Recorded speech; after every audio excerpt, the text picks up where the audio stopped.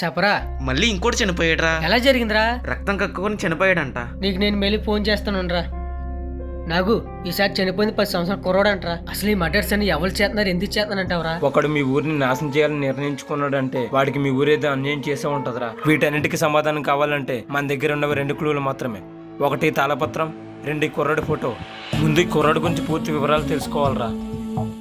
మామయ్య అప్పట్లో పూజారి గారు ఉండేవారు కదా. అవునరా. ఆయన గురించి కొన్ని డీటెయిల్స్ కావాలి, ఎవరు చెప్తారు? నాకు తెలుసురా, షాప్ దగ్గర ఉన్నాను, రండి. సరే మామయ్య, మా మామయ్యకి తెలుసంట్రా. పూజారి గారు చాలా మంచోడ్రా, ఎప్పుడు పలకరించినా బాగానే మాట్లాడేవారు. బాబాయ్ గారు, ఆయన మనవడి గురించి తెలుసుకుందామని వచ్చాము. ఆయనకి మనవడెవరు లేరురా.